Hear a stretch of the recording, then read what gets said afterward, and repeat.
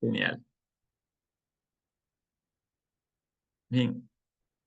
Em, bueno, les comenzaba compartiendo ahora esta pequeña, en realidad es una estrofa, no es una estrofa, es un pequeño verso de un poema de Blanca Varela, de un poema muy bonito que les recomiendo que lo puedan leer, que se llama Último Poema de Junio. Y una frase que a mí siempre me llamó la atención y que me ha acompañado por mucho tiempo, justamente leyendo un poema, este poema de ella es este pequeño verso de El dolor es una maravillosa cerradura, ¿no? No sabemos exactamente, el poeta o la poeta no nos dice exactamente hacia qué es esa cerradura, que abre esa cerradura, pero algo abre y sobre todo posibilita la apertura, porque la cerradura como tal no es la puerta, sino es lo que posibilita la apertura de la puerta.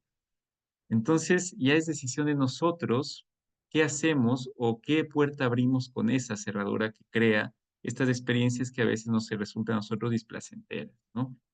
Eh, Como siempre, decir que traigo este tipo de versos en conexión a la obra que estamos leyendo. En este caso, Dostoyevsky, yo creo, no lo podía afirmar tampoco de manera tajante, que el dolor que él vivió en su vida, que fue múltiple, pudo abrir una cerradura maravillosa como fue la escritura, la literatura, ¿sí? Y regalarnos una de sus bellezas más grandes, de sus talentos más grandes, que es escribir.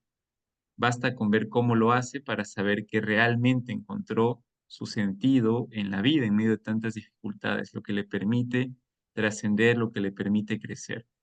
Y nada, yo creo que también puede ser una invitación para nosotros, porque la idea en último término de la vida es que cada uno encuentre su talento. Para poder encontrar el talento hay que descubrirnos, hay que comenzar a crecer como seres humanos y hay que conocernos, ¿no? Y ese talento poder regalarlo, poder darlo, ¿no? Al final de cuentas, siempre me gusta recordar esta frase, este grabado que había en el dintel de la puerta cuando uno entraba a la ciudad de Mérida Augusta, ¿no? Este lugar que fue construido para los soldados de méritos después de las guerras romanas, ¿no? Que se les dio ya a los veteranos retirados, una ciudad muy bonita, por cierto, creado por grandes emperadores y de mucha riqueza, de unas grandes esculturas, de muchos jardines, y a los soldados retirados, veteranos de guerra, lo que encontraban en el dintel cuando iban ingresando es esta frase de tengo lo que he dado, ¿no? Al final, nosotros, al desarrollar nuestros talentos, lo único que podemos hacer es donarlos, de entregarlos, y eso es lo único que tendremos. Tenemos lo que damos. Es así de simple, ¿no? Así que bueno, con esta invitación y con esta frase bonita que nos remite también a la obra de Dostoyevsky, vamos a comenzar con el resumen del último capítulo que habíamos leído el día jueves. Así que ahí va. Voy a compartir otra vez. Vamos a recurrir a nuestra ya amiga en los resúmenes, Daniela Paolini, que es un poco la que nos ha estado acompañando, no solo en los resúmenes, sino también en mucha parte de los análisis de la obra. Y vamos a ver qué nos dice sobre el capítulo 12. Me parece genial leer los resúmenes de ella cuando ha pasado mucho tiempo, como de jueves a martes, porque nos permite un poquito estar más al día. Es un resumen más narrativo el que hace. Entonces, bueno, les leo nada más el resumen del capítulo 12. Nos dice lo siguiente. Estamos en una parte súper emocionante, realmente emocionante, eh, porque este personaje, la abuela que tanto nos cautivó al inicio, ahora se pone en el centro de la escena y comienza a agilizar o a movilizar la acción narrativa. ¿Qué es lo que nos dice el capítulo 12 como resumen? Leo, la abuela continúa jugando a la ruleta que, y se cita textualmente, se le había metido bien adentro en la cabeza. Al principio puesta al cero muchas veces sin que éste salga. Alexei le advierte que quizá no salga por un tiempo. Entonces la abuela juega al rojo y sale el cero, lo que la hace enojarse mucho con Alexei. Recordemos que la abuela gana en gran parte su primera jugada en el casino por el cero, ¿no? Y el rojo. Esos dos elementos salen muy seguido y ella hace que llegue a ganar hasta 12.000 florines. Ahora vuelve a jugar de ese mismo modo y parece que no le estaba resultando. Continúo leyendo. Se refiere a Alexei, decide retirarse, pero la abuela le insiste para que se quede. Ella continúa jugando hasta quedarse sin dinero Entonces pide que la lleven a una casa de cambio para canjear unos bonos que tenía. Es decir, la abuela se embala, ¿no? De camino se encuentra con el general de Gru y Mademoiselle Blanche. Ellos insisten en que deje de jugar y le invitan a dar un paseo, pero la abuela les pide gritando que la dejen en paz. Llegan a la casa de cambio y Alexei le anuncia que el cambio es muy desventajoso, no está bueno, ¿no? La abuela se queja por un rato con un empleado acusándolo de fraude, pero finalmente decide cambiar y apresura a Alexei para volver al casino enseguida. Miren el nivel eh, de adrenalina, de dopamina, si hablamos del término fisiológicos, pero también de enganche que tiene la abuela, ¿sí? Con el juego, que no le importa si es que le dan un mal cambio, con tal de que tenga dinero para seguir con el juego de la ruleta, ella lo hace. Así salga en desventaja con el cambista. Alexei, continuó leyendo, intenta que la abuela apueste de a poco. Al principio, ésta accede, pero enseguida se impacienta y empieza a jugar más fuerte. Entonces Alexei decide callarse y no aconsejarla más. En eso llega de Gru y la abuela lo invita a apostar por ella. Él empieza a hacer cálculos, pero la abuela enseguida pierde la paciencia. Prueban una vez siguiendo la indicación de Gru, pero al perder, la abuela lo trata de charlatán y lo echa. De Gru se marcha, avergonzado y ofendido. La abuela en esta escena donde justamente se desespera por este juego más meticuloso del francés, demuestra en gran parte este impulso del que ya nos había hablado al principio, si ustedes recuerdan bien, Alexei, de cómo eran los rusos, ¿no? A diferencia de los occidentales europeos que mantenían las posturas, que había una especie de mesura, que cuando perdían se reían, los rusos no, los rusos juegan al todo o nada, ¿no? Este apasionamiento de la entrega total, del desenfreno un poco. Y ahí otra vez podríamos remitirnos a lo que habíamos algún rato hablado de los caballos de Platón, ¿no? Este caballo blanco que nos jala un poco más para la mesura, pero tenemos por otro lado un caballo que no tiene componte, que es el caballo negro, que nos está todo el tiempo llevando hacia las pasiones y los excesos. ¿Cómo equilibrar estas dos? Es bien difícil. Parecería que los rusos, representados por la abuela, dan más paso al caballo negro, ¿no? Se les desboca un poco más. Continúo con la lectura. Dice, pasada una hora, la abuela perdió 15.000 rublos. Enojada consigo misma, decide marcharse rápido a Moscú y se alista para partir en el tren de las 9:30, es decir, en 2 horas, ¿sí? La abuela ha perdido muchísima plata, se arrepiente en parte, porque claro, ella vino a pasar un tiempo de vacaciones, gracias a este enganche comienza a derrochar muchísimo dinero. Continúo leyendo.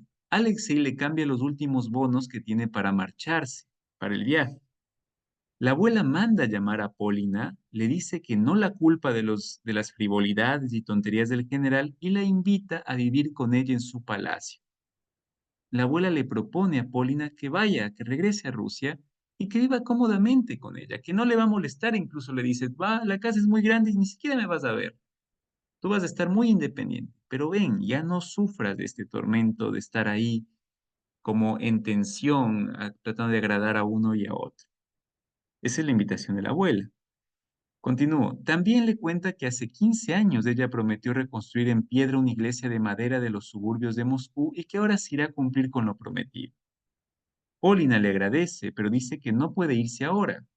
La abuela le responde que ella sabe por qué no la acompaña y agrega que ese francesito no le va a hacer ningún bien, ¿sí? En gran parte es por eso que Polina no puede irse. Alexei, que escucha la conversación, se estremece.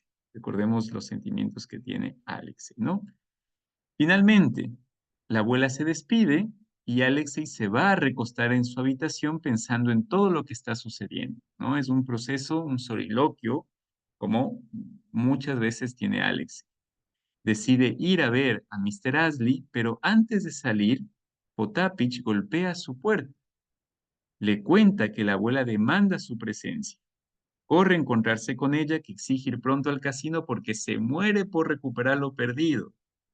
Corre a encontrarse con ella, perdón, Alexei le dice que no quiere ser testigo ni partícipe, por lo que no la acompañará y se despide.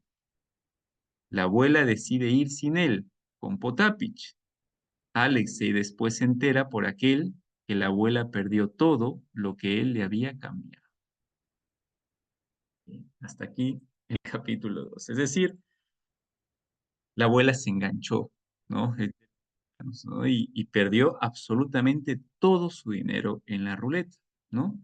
Otra vez volvemos al todo nada, al rojo y negro, tánatos eros, ¿no? Estas especies de pulsiones impresionantes y cómo nos hace darnos cuenta de la fortuna también. Me parece que el día jueves, sí, el jueves comentamos un poquito sobre la fortuna y citamos para un poquito entender sobre la fortuna el pensamiento dantesco, el pensamiento de Dante Alighieri, que decía que la fortuna es como si fuera una especie de entidad aparte que se mueve por sí sola, que no responde a nadie. Un día podemos tener su ayuda, ¿no? Podríamos tener muchísima fortuna, no solamente económica, sino en otros sentidos, pero como la fortuna es tan mudable y nosotros no la controlamos, por ahí, ¡pac!, se enferma un familiar y tenemos que entregar todo el dinero para que se sane, por ejemplo. O por ahí, ¡pac!, nos roban, nos desfalcan en el banco y se nos acabó el dinero. O por ahí estábamos con mucha fortuna en cuanto al estado físico, nos cae una enfermedad y nos acabamos. Es decir, la fortuna no depende de nosotros en muchas ocasiones, es muy maleable. Por ahí, quizá con un poco de planificación podemos sobrellevar el peso, pero la fortuna es así, ¿no? Eso sería interesante algún rato poder conversar para ver qué opinamos sobre el destino de la fortuna. Y en este caso, parece que la fortuna no ha beneficiado en nada a la abuela, ¿no? En fin. Bien, continuamos entonces con el capítulo que nos corresponde el número 3. Ahí vamos.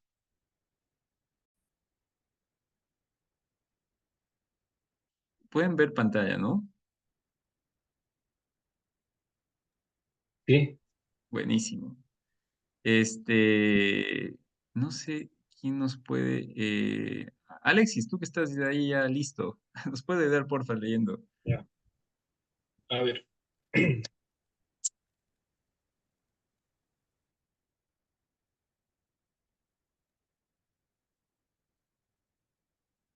ahí vamos. Hace casi un mes que no he tocado estas notas, comenzadas bajo la influencia de impresiones desordenadas pero violentas. La catástrofe cuya aproximación presentí ha sobrevenido, pero 100 veces más brutal y repentinamente de lo que había pensado. Todo fue extraño, escandaloso e incluso trágico, al menos en lo que me concierne. Me han ocurrido muchas aventuras casi milagrosas, por lo menos así lo considero todavía, aunque desde otro punto de vista y sobre todo a juzgar por el torbellino que me arrastraba, fueron sencillamente excepcionales. Pero el milagro fue para mí la manera como me comporté en medio de estos acontecimientos. Todavía no me comprendo. Y todo esto ha pasado como un sueño, hasta mi pasión. Sin embargo, era fuerte y sincera. Pero, ¿qué se ha hecho de ella ahora? Es cierto que a veces un pensamiento acude bruscamente a mi espíritu. ¿No estaba loco entonces? ¿No he pasado todo este tiempo en una casa de salud? ¿Acaso esté en ella todavía? Tal vez todo sea y siga siendo todavía una apariencia. He reunido y releído mis notas. ¿Acaso, quién sabe, para convencerme de lo que escribí en una casa de salud? Ahora estoy solo en el mundo. Ha llegado el otoño y amarillan las hojas. Este triste pueblo. Oh, qué tristes pueden ser las aldeas alemanas.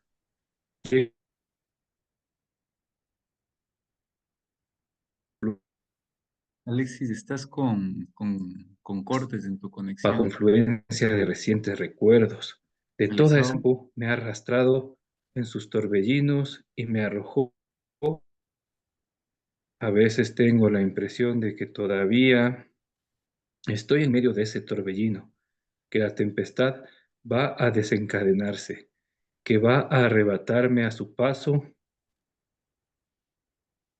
Alexis, ¿me escuchas? Sí, ¿qué Sí, pasó? sabes ¿Sí, que sí me escuchas? se entrecortó un poco. No sé si podrías retomar, disculpa, desde estoy en este triste pueblo, y si se recorta de nuevo y te aviso, pues. Creo que la señal, si podemos cambiar. Ya, listo, sí, sí, no, no te preocupes, sí, porque se entrecorta un poquito. Este, Luz, ¿nos podrías ayudar, porfis? Porque estás con buena señal, ya que en Ecuador está muy intermitente todo.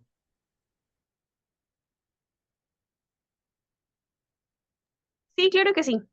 Dale, gracias, oye. ¿Me señalas desde qué parte retomo?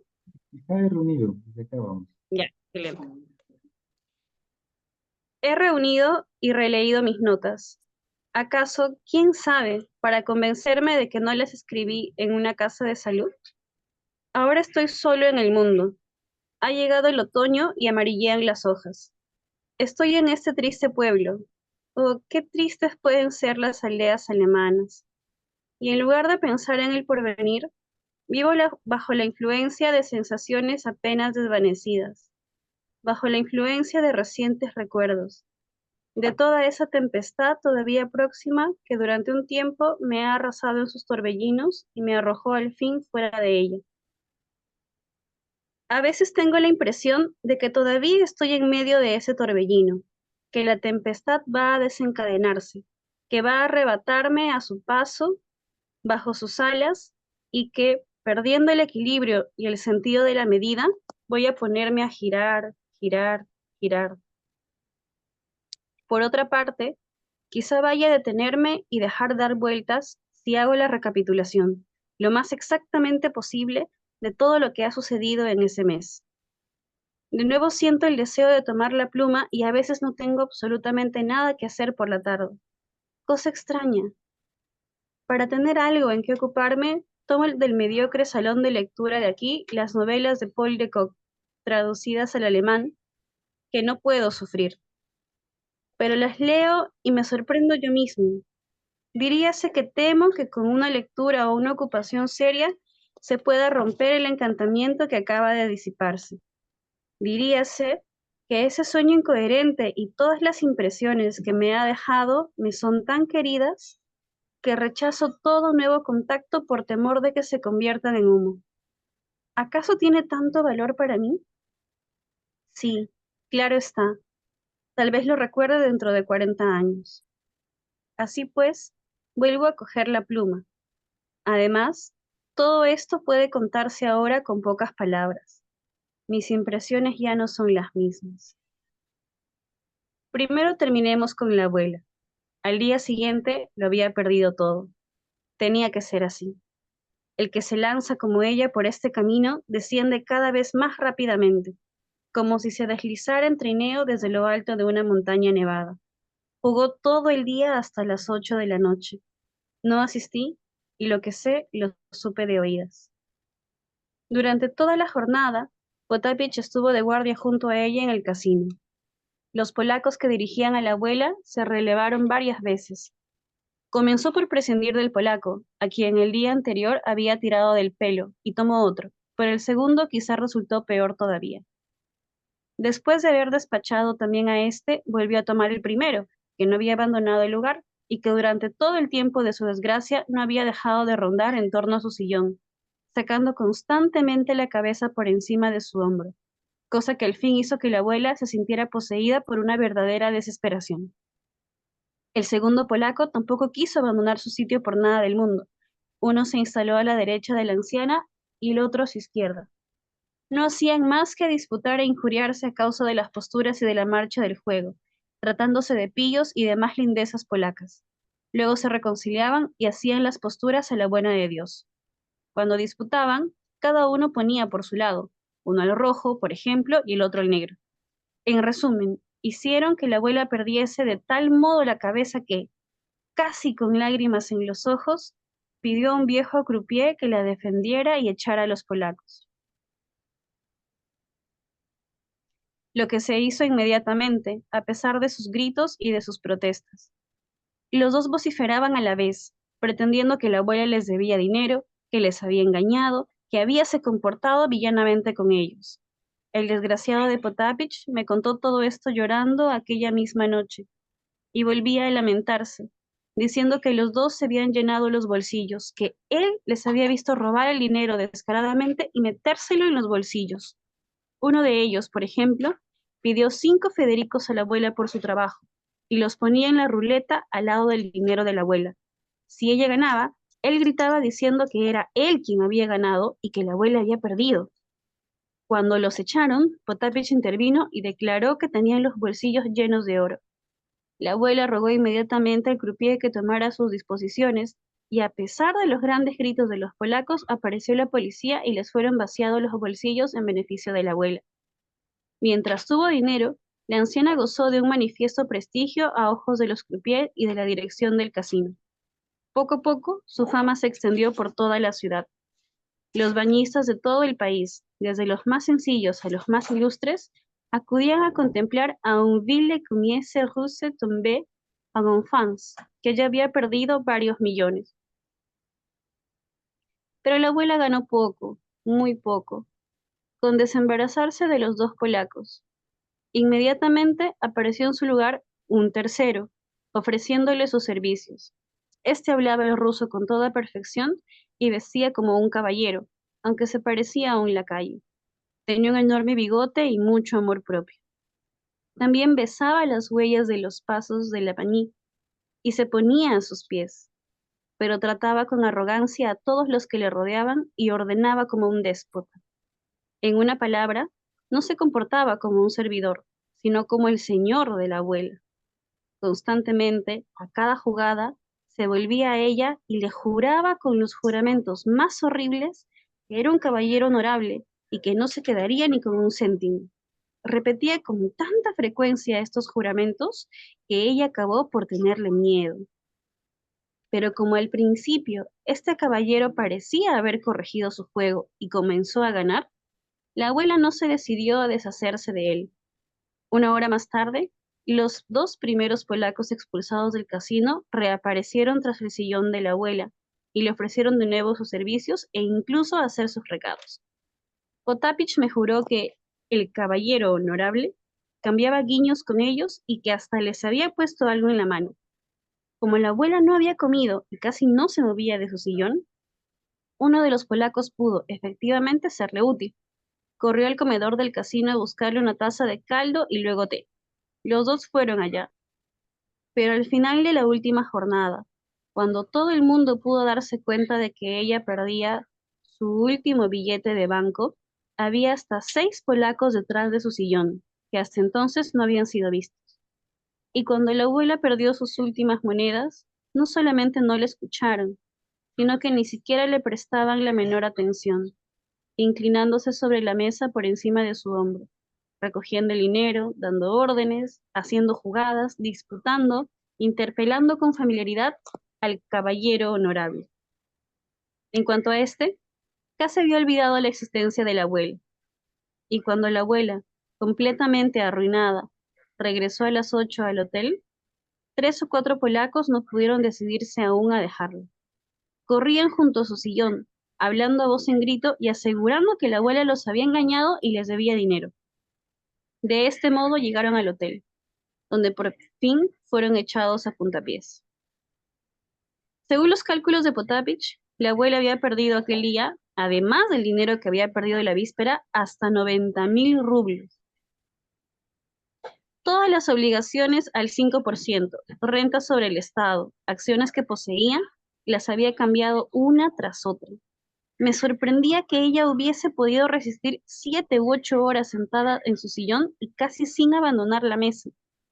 Potapich me dijo que 2 o 3 veces ella había empezado a ganar grandes cantidades, pero que arrastrada por la esperanza, no había tenido valor para retirarse. Por otra parte, los jugadores saben que un hombre puede permanecer casi 24 horas en el mismo sitio, con las cartas en la mano, sin volver los ojos a un lado ni a otro. También aquel día se produjeron en nuestro hotel acontecimientos decisivos. Por la mañana, antes de las 11, mientras la abuela estaba todavía en sus habitaciones, los nuestros, es decir, el general y de Grue, decidieron dar un paso decisivo. Habiendo sabido que la abuela, lejos de pensar en irse, volvía en cambio al casino, se reunieron en cónclave, con la excepción de Polina, para conferenciar con ella definitivamente e incluso sin sermón. El general, temblando y desfallecido ante la idea de las terribles consecuencias que resultarían para él, forzó incluso las cosas. Después de media hora de ruegos y súplicas, después de haber confesado hasta su pasión por Mademoiselle Blanche, había perdido completamente la cabeza. Adoptó de pronto un tono amenazador y se puso a gritar y hasta dar patadas en el suelo. Gritaba diciendo que ella estaba deshonrando a toda la familia, que era un motivo de escándalo para la ciudad, y en fin.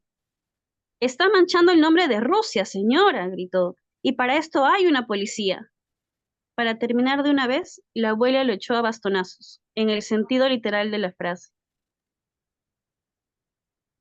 El general y Degru hablaron todavía una o dos veces aquella mañana. Preguntábanse si realmente podían recurrir a la policía, diciendo que una desdichada pero respetable anciana que chocheaba iba a perder todo su dinero en el juego, etc. ¿No podrían de una forma u otra lograr que la vigilaran o le prohibiesen jugar? Pero de Cruz se encogió de hombros y se rió en las barbas del general, que acabados sus argumentos se pasaba de un lado a otro de su gabinete. Por último, de Cruz hizo con la mano un ademán desdeñoso y ya no se le vio más. Por la noche se supo que había abandonado definitivamente el hotel después de haber tenido una conversación decisiva y misteriosa con Mademoiselle Blanche. En cuanto a esta, ya había tomado categóricas medidas desde por la mañana. Despidió definitivamente al general y ni siquiera lo toleraba en su presencia. Cuando el general corrió tras ella al casino y la encontró del brazo del principito, ni ella ni la señora viuda de Comminges lo reconocieron. Tampoco el principito le saludó. Durante el día, Mademoiselle Blanche sondeó y maniobró de manera que el príncipe se le declarase de una vez. Pero ay, se engañó cruelmente en sus cálculos. Esta pequeña catástrofe se produjo por la noche. De pronto se supo que el principito era pobre como Job y que contaba con ella para pedirle dinero prestado a cambio de un pagaré para poder jugar a la ruleta. Mademoiselle Blanche, indignada, lo echó y se encerró en su habitación. En la mañana del mismo día fui a ver a Mr. Astley, o mejor dicho, le busqué durante toda la mañana sin poder encontrarlo. No estaba ni en su hotel, ni en el casino, ni en el parque. Aquel día no comió en el hotel. A los 5 lo vi de pronto que se dirigía desde la estación al Hotel de Inglaterra. Tenía prisa y parecía muy preocupado, aunque era muy difícil descubrir en su rostro la preocupación o una especie de confusión cualquiera. Me tendió la mano cordialmente con su exclamación habitual, ¡ah!, pero sin detenerse, y siguiendo su camino con más rápidos pasos. Me uní a él, pero supo responderme de tal manera que no tuve tiempo de pedirle ninguna aclaración. Además, me causaba un profundo malestar tener que hablar de Polina. Tampoco él se preocupó por ella. Le conté lo que le había sucedido a la abuela. Me escuchó con gravedad y atención y después se encogió de hombros. Lo perderá todo, le indiqué. Oh, sí, repuso. Ya había ido a jugar cuando me marché y estaba seguro de que perdería. Si tengo tiempo, pasaré por el casino para verlo, porque es curioso. ¿A dónde ha ido usted?, dije sorprendido de no haberle hecho todavía esta pregunta. A Frankfurt. ¿Por negocios? Sí. ¿Qué podía preguntarle más? Seguí caminando a su lado, pero se volvió de pronto hacia el hotel de las 4 estaciones, que se encontraba en el camino. Me hizo un ademán con la cabeza y desapareció. De regreso, llegué poco a poco a tener una certidumbre. Aunque hubiese estado hablando con él 2 horas, nada habría podido saber, porque no tenía nada que preguntarle. Sí, seguramente era así. De ningún modo hubiese podido hacer mi pregunta. Durante todo el día, Polina se paseó por el parque con los niños y la nodriza se quedó en casa. Hacía mucho tiempo que ella huía del general y que apenas le hablaba, al menos de cosas serias. Hacía ya algún tiempo que yo había observado esto. Pero, sabiendo en qué situación se encontraba el general entonces, pensé que él no podría evitar a la muchacha, es decir, que entre ellos habría importantes explicaciones familiares. Sin embargo, cuando al volver al hotel después de mi conversación con Mr. Astley encontré a Paulina y a los niños, su rostro reflejaba la más serena tranquilidad, como si ninguna de las tormentas familiares lo hubiese afectado. A mi saludo, me respondió con un movimiento de cabeza. Subí muy irritado a mi habitación. Bien es verdad que yo evitaba hablarle y no me había dirigido a ella una sola vez después del incidente Birmingham. Yo hacía de ello una cuestión de puntillo, pero cuanto más tiempo pasaba, mayor indignación bullía en mí. Aun cuando ella no me amase del todo, no podía, sin embargo, pisotear así mis sentimientos y acoger mis confesiones con semejantes desprecios. Sabía que yo la amaba de verdad. Había tolerado y permitido yo que yo le hablase así. Es cierto que todo esto había comenzado de manera extraña entre nosotros. Hace algún tiempo, que lejos ya 2 meses, observé que quería hacer de mí un amigo suyo, un confidente, y hasta llegó a hacer tentativas en este sentido. Pero esto había fracasado. En lugar de ello, habíamos conservado esas raras relaciones. Por esto comencé a hablarle así. Pero si mi amor le disgustaba, ¿por qué no me prohibía de una vez que le hablase de él? Y no hacía nada de esto. A veces hasta me incitaba a hablar, para burlarse, naturalmente. Estoy seguro porque lo sentía. Le era muy agradable. Después de haberme escuchado y exasperado hasta el sufrimiento, desconcentrarme bruscamente con alguna evidente señal de su desprecio o de su indiferencia. Y sin embargo, sabe que no puedo vivir sin ella. Hacía 3 días ya de la historia del varón y yo no podía soportar más nuestra separación. Cuando volví a encontrarme con ella luego en el casino, mi corazón comenzó a latir con tal violencia que me puse pálido. Tampoco ella puede vivir sin mí. Le soy necesario. ¿Es posible que sea solamente como bufón? Tiene un secreto, es evidente.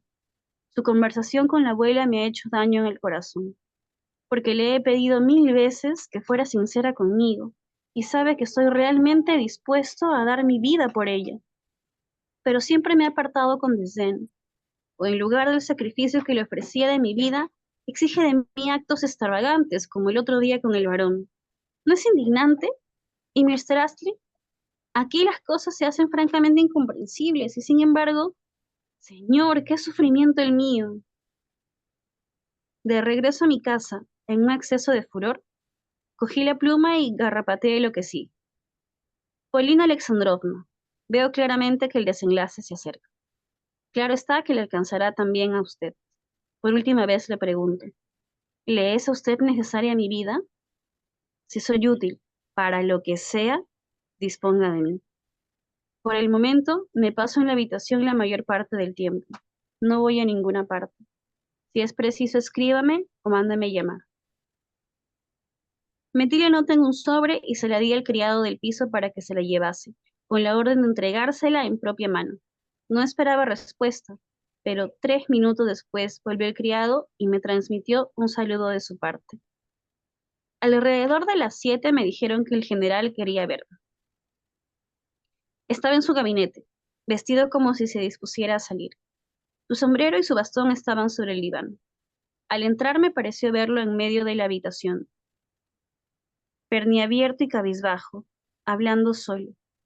En cuanto me vio, se lanzó hacia mí casi dando un grito. Involuntariamente retrocedí un paso y quise salir, pero me cogió de ambas manos y me atrajo hacia el diván. Se sentó y me hizo sentar en una butaca frente a él, y sin soltarme las manos, con labios temblorosos, me dijo con voz implorante mientras las lágrimas brillaban en sus ojos. Alexis Ivanovich, sálvame, sálvame, tenga piedad de mí. Tardé mucho en comprender. Hablaba sin parar y repetía a cada instante, tenga piedad de mí. Por último, adiviné que esperaba de mí algo del tipo de un consejo, o más bien que, abandonado de todos, poseído por la angustia y la desesperación, habíase acordado de mí y me había llamado solamente para hablar, hablar, hablar. Estaba fuera de sí, o al menos había perdido completamente la cabeza. Juntaba las manos y estaba dispuesto a lanzarse a mis rodillas para que, ¿lo adivinaríais?, fuese inmediatamente a ver a Mademoiselle Blanche y le suplicase, le exhortase que volviera a su lado y se casara con él. Permítame, general, dije, pero no creo siquiera que Mademoiselle Blanche se haya fijado en mí. ¿Qué puedo hacer? Era inútil protestar. No comprendía lo que se le decía. También se puso a hablar de la abuela diciendo frases incoherentes. No renunciaba a la idea de recurrir a la policía. En nuestro país, en nuestro país, comenzaba dejándose llevar súbitamente por la indignación. En una palabra, en nuestro país, en un estado bien organizado, ese tipo de viejas estaría bajo tutela. Sí, amigo mío, sí, continuaba de pronto con un tono doctoral, levantándose bruscamente y paseando por la habitación. Usted no sabía eso, amigo mío, decía dirigiéndose a un interlocutor imaginario en un rincón. Sepa, por tanto, que sí, que en nuestro país a las viejas de esta clase se las hace pasar por donde deben. Sí, señor, maldita sea. Se dejó caer sobre el diván y un momento después, casi sollozando, me contó apresuradamente, sin resuello, que Mademoiselle Blanche no quería casarse con él porque la abuela había llegado en lugar del telegrama y ahora estaba claro que se quedaba sin herencia. Suponía que yo no sabía nada aún. Quise hablar de Gru y me detuvo con un ademán. Se ha ido. Le tengo empeñado todos mis bienes. Estoy más desnudo que un gusano. El dinero que usted trajo, ese dinero, no sé cuánto, creo que 700 francos es todo lo que me queda. Y ahora no sé, no sé. ¿Cómo va usted a pagar el hotel?, exclamé asustado. Y luego me miró con aire pensativo, pero visiblemente no había comprendido nada y ni siquiera me había oído. Intenté llevar la conversación a Polina, a Alexandrovna y a los niños, pero me respondió precipitadamente, sí, sí. Pero inmediatamente se puso a hablar del príncipe que se iba a marchar con Mademoiselle Blanche y entonces, ¿qué va a pasar, Alexis Ivanovich?, dijo volviéndose bruscamente a mí. Dios mío, ¿qué va a ser de mí? Dígame, es una ingratitud, ¿verdad? Por último, se puso a llorar cálidas lágrimas. No había nada que hacer con un hombre semejante. Dejarlo solo era igualmente peligroso. Sería capaz de cualquier cosa. Me libré de él como pude, pero le dije a la nodriza que fuera de vez en cuando a ver cómo estaba. Hablé además al criado del piso, un joven muy inteligente que me prometió hacer lo que pudiera. Apenas había abandonado al general cuando Potapich vino a decirme que la abuela quería verme. Eran las 8 y acababa de volver del casino, donde había perdido su último céntimo. Bajé. La anciana estaba sentada en su butaca, agotada y evidentemente enferma. Marta le llevó una taza de té que le hizo beber casi a la fuerza. La voz y el tono de la abuela habían cambiado visiblemente. Buenas noches, Alexis Ivanovich, amigo mío, me dijo lentamente, inclinando la cabeza con gravedad. Discúlpeme que le moleste otra vez, pero usted sabrá perdonar a una pobre vieja. Todo se ha quedado abajo, amigo mío. Casi 100.000 rublos. Tuviste razón al no venir ayer conmigo. Ahora ya no tengo nada. No tengo ni un céntimo. No quiero quedarme más tiempo aquí y me voy a las 9:30. He llamado a tu inglés. Creo que se llama Astrid. Quisiera pedirle prestados 3.000 francos para 8 días. Dile que no piense cosas raras y que no me los niegue. Todavía soy rica, querido. Tengo 3 aldeas y 2 casas. Y además tengo dinero, porque no me lo traje todo. Digo esto para que no se preocupe. Ah, aquí está. Es todo un caballero. Mr. Ashley acudía a la primera llamada de la abuela. Sin vacilaciones y sin palabras superfluas, contó inmediatamente 3.000 francos y lo dio a cambio de un papel que le firmó el abuelo. Cuando hubo terminado, saludó y se fue. Ahora déjame, Alexis Ivanovich. Dispongo de poco más de una hora. Voy a acostarme un rato porque me duelen los huesos. No te enfades conmigo. Soy una vieja tonta. Ahora ya no acusaré a los jóvenes de ligereza. Hasta siento escrúpulos de hacer reproches a nuestro desgraciado general, pero no le daré dinero, aunque se disguste, porque lo considero demasiado estúpido, y yo, vieja chocha, no soy más inteligente que él. Bien es verdad que más tarde o más temprano Dios castiga la presunción. Bueno, adiós. Marta, levantan. Yo tenía, sin embargo, la intención de acompañar a la abuela. Aparte de esto estaba la expectativa. Me parecía que de un momento a otro había de ocurrir algo. No podía quedarme en mi habitación. Salí al pasillo y me fui a pasear un rato por la avenida. Mi carta a Paulina era clara y categórica, y la catástrofe presente indudablemente definitiva. En el hotel oí hablar de la marcha de The Group. Si al final ella me rechazaba como un amigo, tal vez me aceptara como criado, porque yo le soy necesario, aunque no sea más que para hacer recados. Sí, es evidente que me necesita. En el momento de la partida, corrí a la estación e instalé a la abuela en el tren. Todos habían tomado plaza en un compartimiento reservado.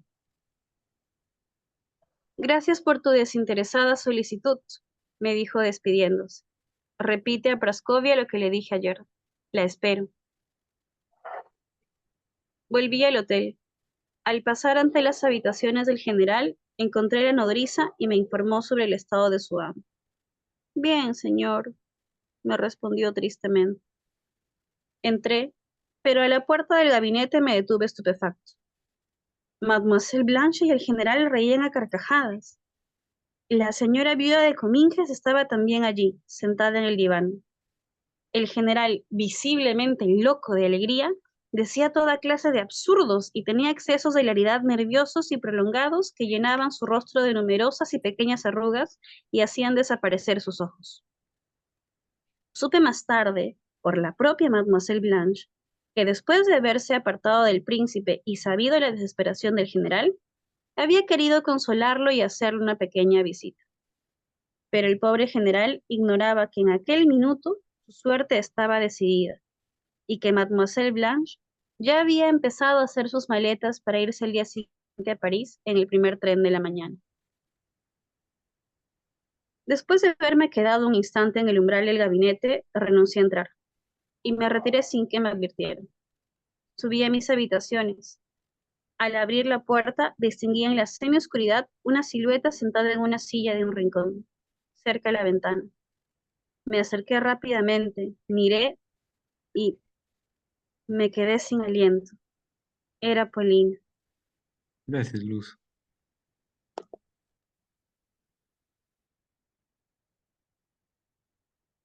Se me escapó un grito.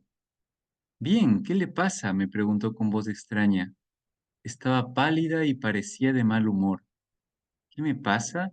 Usted, aquí, en mi habitación.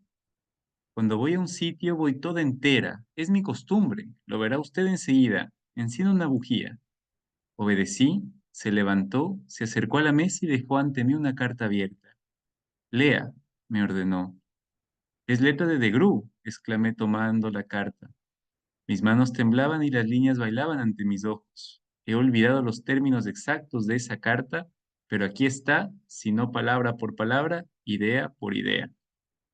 Señorita, escribía de Gru, una serie de desagradables circunstancias me obliga a partir sin demora. Sin duda habrá usted observado que con toda intención evité una explicación definitiva con usted antes de que se hubiese aclarado todo. La llegada de la Ville Dame, su pariente y su absurda conducta han puesto fin a mis vacilaciones. El desorden de mis propios asuntos me impide realmente alimentar las dulces esperanzas que me permití tener durante algún tiempo. Lamento lo que ha ocurrido, pero espero que usted no encontrará en mi comportamiento nada indigno de un gentilhombre y de un noble hombre.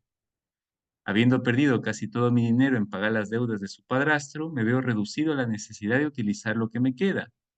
Ya he hecho saber a mis amigos de Petersburgo que deben proceder sin demora a la venta de los bienes hipotecados a mi favor, sabiendo, sin embargo, que su padrastro ha malgastado toda su fortuna. He decidido perdonarle 50.000 francos y le devuelvo hasta alcanzar esta cantidad una parte de los pagarés. Por tanto, tiene usted ahora la posibilidad de recuperar todo lo que ha perdido, exigiendo la restitución de sus bienes por vía judicial. Espero, señorita, que en el actual estado de las cosas le será provechosa mi iniciativa. Espero también que con este gesto habré cumplido con el deber de un hombre de honor. Tenga la seguridad de que su recuerdo quedará grabado para siempre en mi corazón. Bien, está claro, dije volviéndome hacia Paulina.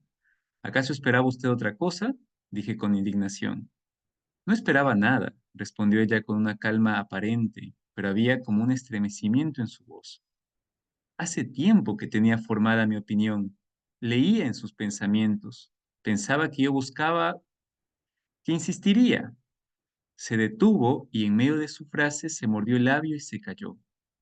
Con toda intención redoblé mi desprecio hacia él. Continuó. Esperaba que lo que haría. Si hubiese llegado el telegrama, le habría lanzado a la cara el dinero que le debe ese idiota, mi padrastro, y lo habría echado. Hace tiempo, hace mucho tiempo que no puedo sufrirlo. Oh, antes era otro hombre muy distinto. Y ahora, con qué alegría le arrojaría sus 50.000 francos y le escupiría a la cara. Pero ese papel, esos 50.000 francos que ha cedido, ¿está en poder del general? Tómelo y devuélvaselo a de Gru. Oh, no es lo mismo, no es lo mismo.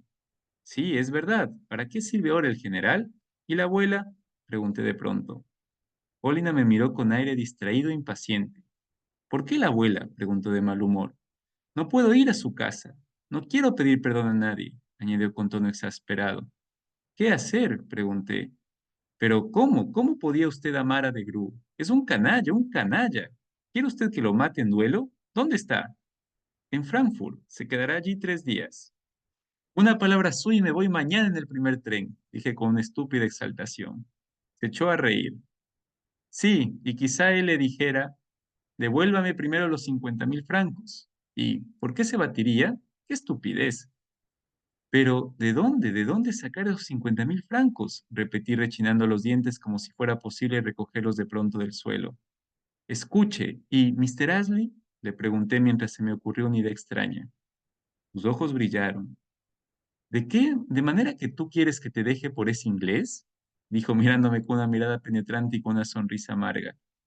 Era la primera vez que me tuteaba. Sin duda, en ese instante le dio vueltas la cabeza de emoción. Bruscamente se sentó en el diván. Parecía haberse quedado sin fuerzas. Fue como si me hubiese cegado un rayo. Estaba ahí, de pie, no dando crédito a mis ojos ni a mis oídos. De modo que me amaba. Ella había venido sola a mi habitación en el hotel. De esta manera se comprometía a los ojos de todos y yo estaba ahí, plantado ante ella sin comprender. Un insensato pensamiento cruzó mi mente.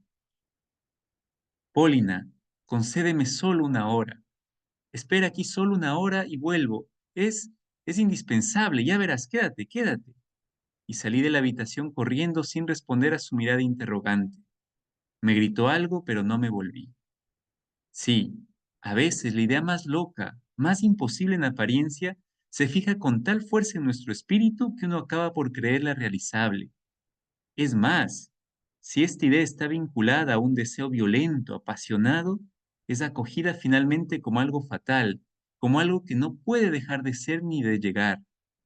Tal vez hay algo más, una combinación de presentimientos, un esfuerzo extraordinario de la voluntad, una autointoxicación por la imaginación o quizá otra cosa. No sé, pero aquella noche, que jamás de mi vida olvidaré, me sucedió una aventura milagrosa. Aunque se explique perfectamente por la aritmética, no deja de ser menos milagrosa a mis ojos. ¿Y por qué? ¿Por qué esa certidumbre había arraigado en mí tan profunda y sólidamente y desde hacía tanto tiempo? Porque pensaba en ella, repito, no como en una eventualidad posible y en consecuencia incierta, sino como en algo que no podía dejar de suceder. Bueno, creo que quedamos hasta ahí por tema de tiempo. Ey, ya va a ser la hora, yo, perdón, estoy embalado con lectura. Nos quedamos en la página 118. Buenísimo. Capítulo 14. Genial. Bueno, gente, es muy emocionante leer a Dostoyevsky, realmente que comienza a narrar cosas y uno se mete en la historia y es un poco imparable a veces. Eh, Realmente yo creería y vuelvo otra vez a afirmar que para poder entrar en la lectura de Dostoyevsky, si nunca hemos leído antes de este autor, creo que el jugador es ideal para poder tener un poco una imagen, una noción de cómo es el escritor y cómo está conformada su narrativa. Así que bueno, ¿qué tal les ha parecido este capítulo? ¿Qué opiniones les surge? ¿Cómo ven este capítulo 3, el inicio de este capítulo 14 también? ¿Qué les parece el final de la abuela? Ya definitivamente se va. ¿Qué les parece lo del general? Están como estos personajes así en tensión, Polina inclusive. Parece que el general está ya rozando una especie de locura, ¿no? Yo justo ahora, mañana tengo así como llevándole la vida personal, mañana tengo un examen de neurofisiología y comenzaba a ver y a preguntarme que el general tiene todas las características de una persona que entra en delirio, ¿no? Es interesante toda la carga psicológica, emocional que puede haber en el fondo. Así que bueno, les escucho. ¿Qué tal les ha parecido? ¿Cómo le ven hasta ahora la historia? ¿Cómo van los personajes? Hola, hola. Eh, voy sin cámara para ver si mejora la conexión. Em, a mí me llama mucho la atención cómo la abuela, de ser una mujer con mucha templanza, con mucha presencia, coherencia incluso, ¿no? Al inicio, cuando se presenta, eh, cómo pierde la cabeza, el juicio por este vicio del juego, ¿no? Entonces es increíble cómo va desconfigurando a una persona el vicio. Y con respecto a esto, me acordé que en el año 2011 en el Ecuador se prohibió por mandato presidencial el, a todos estos negocios de juegos de azar, ¿no? Sí, el objetivo de la prohibición fue mantener un ambiente más sano y evitar el vicio del juego para evitar el derroche del dinero de las familias. Creo que fue una decisión acertada, que se le puso en consulta popular y ganó con creo que un 55%. Entonces, alguna vez le entrevistaron a un extranjero que había venido a vacacionar y se sorprende que aquí no haya juegos de azar y casinos. Entonces, él dice, es como que hubieran prohibido el alcohol o el tabaco. Pero después de un tiempo nos damos cuenta que sí se puede vivir sin ese vicio, ¿no? En el Ecuador creo que los que más perdieron fueron los dueños de estos negocios. ¿Por qué? Porque era un lugar propicio también para el lavado de dinero. Entonces creo que fue una decisión acertada acá y no sé cómo afectaría al turismo realmente, pero creo que para mantener una sociedad más sana, creo que fue una buena decisión porque había mucha gente como la abuela que perdía casi su fortuna. Se escuchaba que incluso llevaban las escrituras de las propiedades, los contratos de los vehículos y decían que en esos lugares hasta la misma mujer dejan en prenda o la apuestan, ¿no? Entonces, es un caso, como te digo, lo he llevado a este punto histórico del Ecuador porque quizás es uno de los pocos países en donde no existe casinos ni juegos de azar. No está permitido. Quizás en el tema hay un vacío legal que sí les escapó, pero es por cuestión de tiempo, ¿no? Eh, el tema de las apuestas virtuales, que no cabe en la ley. Y eso sí se está dando por acá, pero con lo convencional que se manejaba, pues acá no se da, ¿no? Eso quería. Gracias, Alexao. Sí, muchas gracias por traer este contexto de la realidad actual, porque eh, nos ayuda justamente a pensar en el tema del juego, sobre todo, ¿no? Y ahora que traes este tema, claro, la figura de la abuela es un poco la imagen de esta persona que se deja llevar y que forma esta personalidad ludópata, ¿no? Que habíamos un poco ya mencionado, esta adicción, este no poder parar, esta situación de no control, ¿no? Y es un contraste interesante porque al principio nosotros veíamos una abuela que gana dinero en su primer juego y corta, ¿no? Y nos daba la impresión de que estábamos frente a una persona que se podía tener un mínimo de autocontrol. Incluso la misma narración nos llevaba a eso, ¿no? Después de toda esa vorágine de sensaciones que nos hacía experimentar, de riesgo, de incertidumbre, ¡pac! Se cortaba, ¿no? Y es como un poco la sensación interna, pero sin embargo no llegó a pasar nunca eso. La abuela se engancha, queda como muy entusiasmada, es como si una parte de se despertara ahí en la ruleta y le lleva a querer seguir jugando, ¿no? A tal punto de que ya no es una cuestión de ir a ganar o ir a perder, sino que me parece que es las sensaciones ya, porque Potapich en una parte de la narración, acuérdense en que dice como la abuela llegó a ganar mucha cantidad de dinero, pero ya no era suficiente, no tenía que seguir jugando, ¿no? Y es que también hay que tomar en cuenta que el tema de la ruleta y del juego hace sintonía con un deseo insatisfecho nuestro, ¿no? Es decir, nosotros nacemos con una especie de como diría Girard, por ejemplo, en un gran filósofo francés, nacemos con una especie de insatisfacción existencial o una especie de fragmentación del yo estructural. Entonces nunca va a terminar de saciarse el yo, es decir, el deseo siempre va a estar presente, nunca va a llegar un momento de nirvana, por lo menos acá no creo que lo consigamos. Entonces, hace juego con esta insatisfacción estructural que un ser humano que siempre está deseando, ¿no?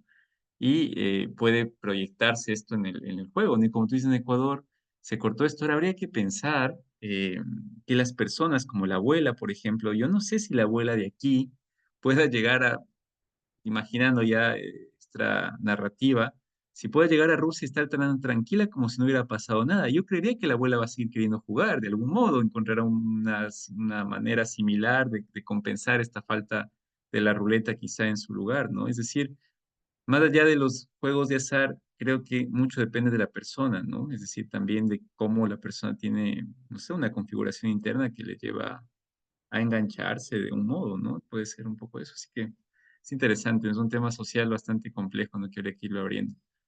Eh, Porque el casino, ya habíamos visto, inclusive en esta narración histórica, es un lugar de mucha sociedad, de relaciones, de lugar de distracción, de descanso, está asociado con varias cosas, ¿no? Lo socialmente es interesante, ¿sí? Prohibir el juego, ¿no? Suena un poco feo, pero bueno, así pasa. No sé si hay otro comentario, algo más que quisiéramos contar de la narrativa o algún otro personaje. Gracias, Alexado, por lo del tema social. Yo quiero agradecerles a Alex. Yo también apago la cámara porque la señal está terrible. Eh, de nombrar la abuela, el vicio y el contexto ecuatoriano, ¿no? Y creo que a mí no sé, también me llama como a ver o a mirar los vicios que ya no solo es el casino en el Ecuador, sino otros vicios, ¿no? Y, y eso también me pone a ver así como la abuela perdió hasta el final, ¿no? O sea, hasta el final dijo, ahí sí ya me voy. Pero ahora cuántas veces como que la gente se pierde el tiempo, por ejemplo, en las miles de horas y horas y horas en el teléfono, viendo estados, viendo Facebook, viendo tal, y eso es como una ruleta, o sea, de perder tu vida en realidad, porque estás mirando todo lo de fuera y vuelvo a una reflexión anterior que hice, ¿no? Y a lo interno nada, ¿no? Entonces como que sigo buscando al externo, que era un poco también lo que tú decías, es por una insatisfacción que se siente, ¿no? Y la gente comienza a buscar todo por fuera, pero nada por dentro. Entonces, siento que cada vez como que al mirar las personas que están como más enredándose en este juego de las pantallas, en este juego de estar más ahí mirando el mundo de todo lo que ocurre, se pierde el mundo real y el mundo personal, el mundo de la familia, el mundo de la comunidad. Y esto está rompiendo y por eso estamos llegando a otros niveles muchos más fuertes de otras situaciones muy fuertes en el mundo, ¿no? Entonces sí me deja con esa invitación. No hay casinos en el Ecuador, pero hay otros juegos como esto y en el mundo, ¿no? Entonces, eso. Gracias, Nere, por traer justamente esta reactualización también unido a lo de Alexis. Y en efecto, ¿no? Yo también abogo a que todo este tema de esta vorágine de la apuesta, que no solamente es en la ruleta y no solamente es un enganche en un sistema de juego, también puede ser, como tú decís, en las redes, trae un sistema de despersonalización un poco, ¿no? Y claro, yo lo puedo sentir en la historia que vamos leyendo, eh, la gran cantidad de deshumanización que se produce, comenzando por los polacos, ¿no? Que comenzaban a robarles, si ustedes se acuerdan de la abuela, grandes cantidades, grandes sumas de dinero, un ambiente muy hostil, ¿no? Donde la abuela ni siquiera para zona a veces de que le están robando, ¿no? Es decir, hay justamente un vuelco, una despersonalización, una especie de enganche, ¿no? Donde a uno le dejan un poco como anestesiado. En realidad pasa eso y se ve ese contraste, ¿no?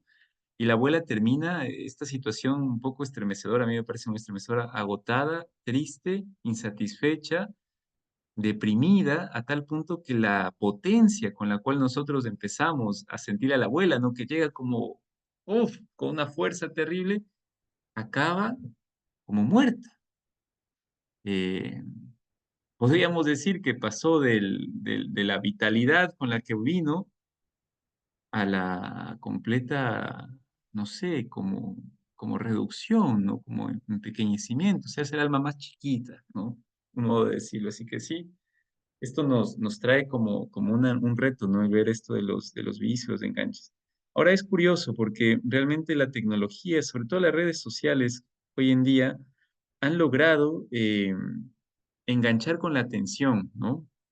Saben cómo captar la atención, ¿no? Han logrado, hay mucha ciencia, como todos nosotros sabemos de fondo, en las que hay que estar atentos, porque en realidad nos puede pasar esto, ¿no? Terminar deprimidos, terminar desolados, vacíos, sumamente solos, ¿no?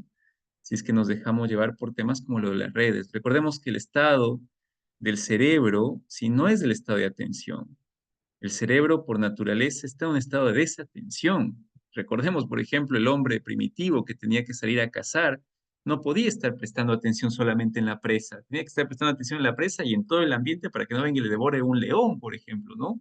Es decir, el cerebro tenía que estar en constante estimulación para ver qué otros medios, qué otras cosas aparecían, ¿no? No podía estar solamente concentrado en algo.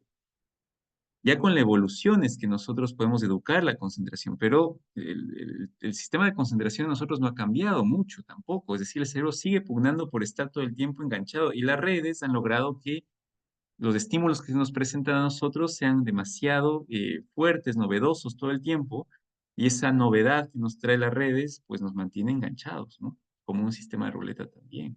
Entonces es interesante pasarlo como a otros lados y el amor que ahora aparece nuevamente, también sería bonito como algún rato pensarlo, ¿no? Este amor de Paulina y de Alexei unido un poco a esto, ¿no? Así que gracias, Nere.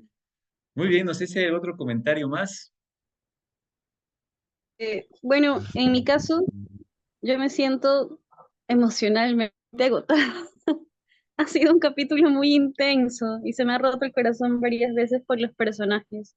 No era fan del general, no merecía ser tratado así. No me gusta cómo se vincula con las mujeres, es muy parte de su época, pero él ha sido descartado, ¿no? La abuela completamente descartada, también dejados de lado. La misma Polina, cuando se va de Gru, descartada, ¿no? Eran medios para, no eran personas, para ellos al menos. Bueno, la misma Mademoiselle Blanche, ¿no? Cuando el príncipe la quería también para otra cosa, todos eran medios para. Y yo era hincha de la abuela. Es muy curioso. Mientras estaba pasando, internamente yo decía, tal cual el general, ¿no? O sea, alguien haga algo, alguien deténgala, por favor, a Dostoyevsky para la pluma. Pero no. Es curioso que aún tenga algo a lo que volver y ahora constantemente dudo, ¿no? ¿Volverá realmente a eso? ¿El dinero que ha recibido será para irse o lo volverá a posar? ¿Qué estará pasando? Es interesante como una persona a quien le hemos asociado cosas a su personalidad, pero además a la edad que tiene, supuestamente la sabiduría y la sensatez, llegue a eso por todas las emociones que se generan, ¿no? Y eso me vuelve a Alexei y su amor por Pauline, porque él también tiene unos subidones increíbles con ella, ¿no? y es como si ella fuese su apuesta mayor, porque está ahí, así lo pierda todo y realmente pone la vida en ello, él está ahí por ella y cuando todos le han descartado, él es el único que se pone a pensar, y los niños, y Polina, y los niños, y Polina, nadie los tiene ahí más que él. Y él, claro, es enamorado de Polina, pero además era solo el tutor de los niños, o sea, es un tercero, alguien ajeno, pero es el único que los tiene presentes y quien sale a su encuentro. Y Polina sigue siendo un misterio, la verdad. Yo sé que reacciona y lo tutea, pero no sé si de ella realmente espero reciprocidad. Eso me mantiene en suspenso para los próximos capítulos. Pero eso, emocionalmente ha estado fuerte este capítulo. Gracias, Luz, gracias por compartir eso. Sí, en realidad es un capítulo, como dices, emocionalmente doloroso en muchos sentidos, ¿no? Porque realmente quedan los personajes desvalidos completamente y termina pasando lo que podía haber sucedido si es que el dinero iba a ser el centro del relato, ¿no? Claro, Paulina, yo también comparto contigo la impresión de que es un misterio. Yo tampoco no sé si es que al final va a reaccionar bien, va a reaccionar mal, cuáles son sus intenciones, es un poco velado todo ese tema, ¿no? Parece que Alexei incluso podríamos abrir un poco más del conocimiento de él, el general, inclusive, el abuelo, en fin, bueno, es una situación compleja, ¿no? Compleja. Y me remite ahora que te escuchaba también el imperativo categórico de Kant, ¿no? Esto de trata a las personas de tal manera que nunca se conviertan en medios, sino que sean siempre fines, ¿no? O sea, las personas como finalidad misma, ¿no? Nunca tratar a una persona como si fuera un medio para algo, ¿no? Y claro, aquí vemos que hay mucho el tema de que parece que cada uno ha sido medio para otra cosa. Qué fea sensación también, ahora que mencionas las sensaciones, qué feo sentirse así, ¿no? Como usado,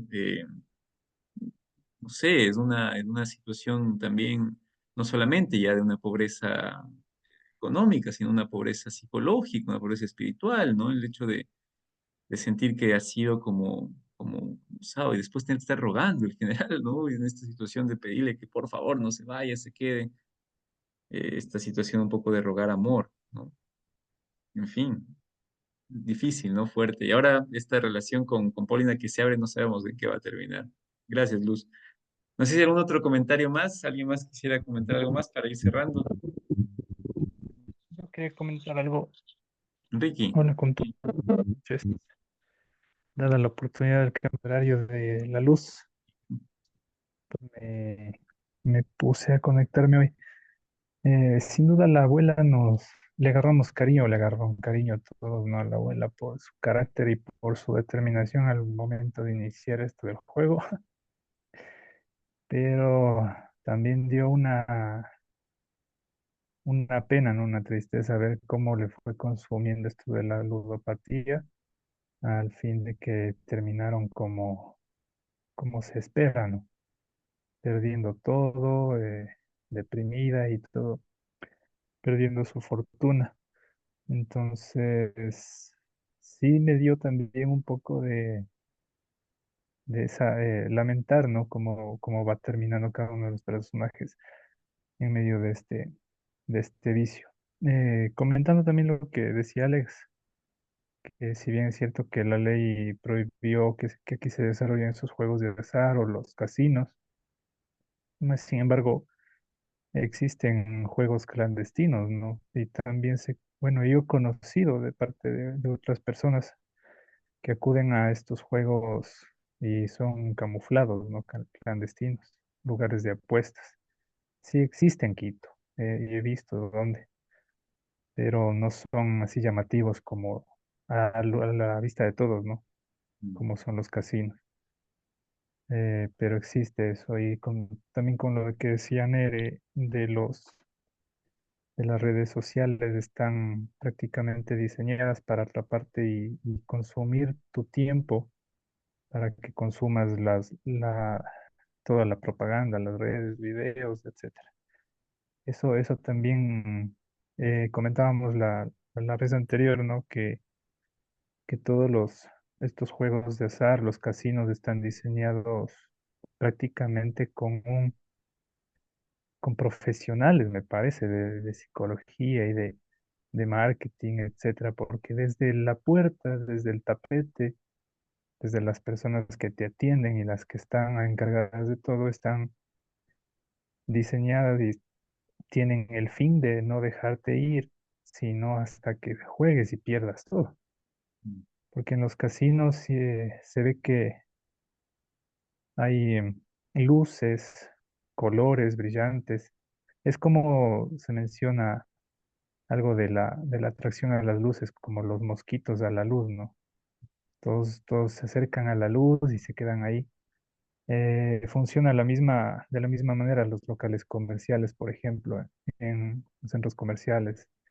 Hay muchas luces, muchos anuncios, los letreros que te atraen. Sí, es para ese fin. Es con el fin de esto del mosquito y el foco. Entonces los casinos sé que es un lugar cerrado. Adentro no hay una ventana que dé a la luz de la calle para que tú como al momento de entrar pierdes ya la noción del tiempo, ¿no? No sabes si ya es hora de, de almorzar, no sabes si ya anocheció, porque todo adentro todo está encendido y no sabes qué hora mismo. Pierdes la noción del tiempo. Cada esquina, cada mesera, cada máquina está diseñado para eso, para atraparte. Y en conjunto, pues ves a más gente que está jugando, emocionada, la euforia, uno que ya ganó, otro que está perdiendo, pero la mayoría se engancha con el juego, entonces es muy difícil, creo, tener el control de uno mismo, ¿no? Y más que todo, ahí va desarrollándose la ludopatía y más que todo, las consecuencias, la comorbilidad que se llama, Mm. comorbilidad, no me acuerdo cómo se dice la palabra, comorbilidad es que te causa depresión, ansiedad, estrés, de todo lo que ya la abuela, por ejemplo, terminó, terminó mal, ¿no?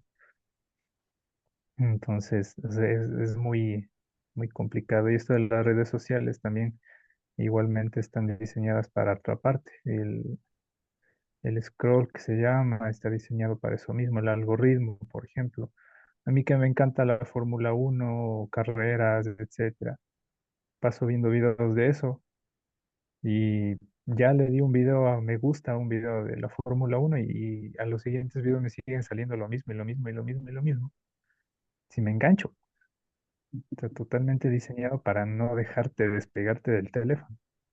Entonces el teléfono se ha vuelto bien, si bien es cierto, es una herramienta muy necesaria, muy útil, pero también no nos estamos dando cuenta que es muy dañina para nuestra psicología, nuestro estado emocional y también, como dicen, nos aparta de la realidad y esto trae las consecuencias, ¿no? Depresión, ansiedad, etcétera. Y es muy complicado ya después alejarte de esto.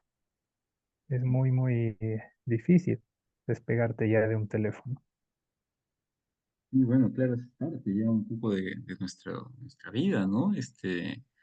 Pero como tú mencionas, es curioso porque en realidad somos paradójicos también los seres humanos, ¿no? En el teléfono creo que tenemos el conocimiento que pudo más que lo que pudo saber Aristóteles o cualquier científico famoso, o Platón, o Descartes, o cualquier personaje sumamente inteligente. Tenemos el conocimiento ahí, el triple, 10 veces más que ellos, pero en vez de estar leyendo, por ejemplo, yo que sé, algún libro o yo que sé, lo que está pasando en África, o viendo algún documental, o leyendo sobre Egipto, o sobre la China, o yo qué sé, pasamos todo el día viendo cuántos likes tiene la foto, o qué hizo este, o qué hizo este otro, ¿no?